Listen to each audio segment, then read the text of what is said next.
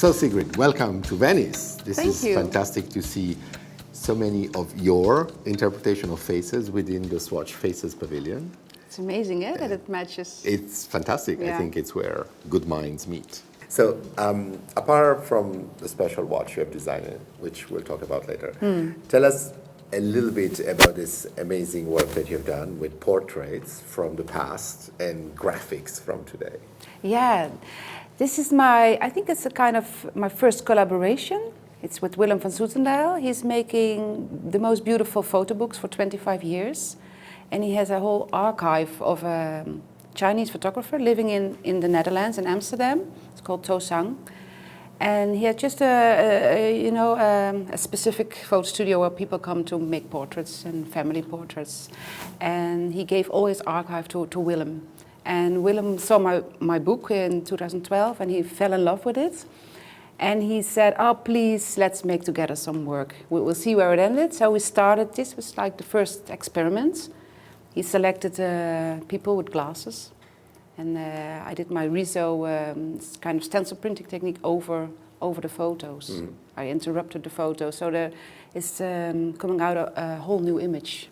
Yeah, and yeah. I like that we both wear glasses, so we're part of the story.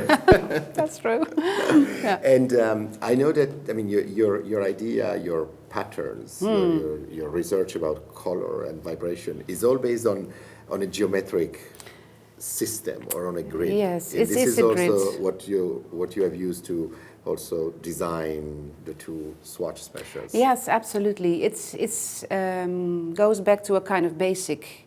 You know, there's basic in every life, in the chaos, you know, around us. I think everybody needs some basic and some grit to live your life. Mm-hmm.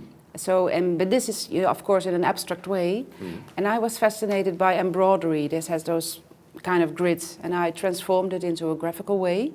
And that's where I find a new visual language. And I was so fascinated by it.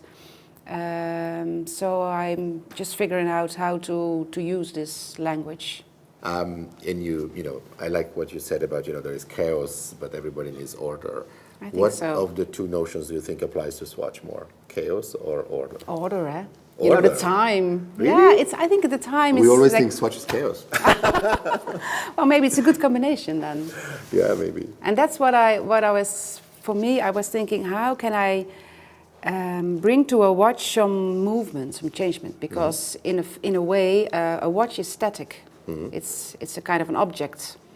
And in the meantime, the time is changing. Right. So how can I change it that's also visible? So I was asking you or the technical team, is it possible to make, instead of hands, discs? Yeah. So I printed a pattern on the disc, so every minute it's a little bit changing. Yeah. And what I like a lot is that you have done also that's nice, the application of the same principle to very playful and youthful things, you know. And you know, there is a sentence which we like at Swatch, which was created by our founder. He always said, if it doesn't have a dimension that resonates with a child, it's not Swatch. And I think this is a wonderful application of that. I think it's good vision. Also to see your work not, it is serious, but also kind of humor and playfulness. Absolutely. I love it.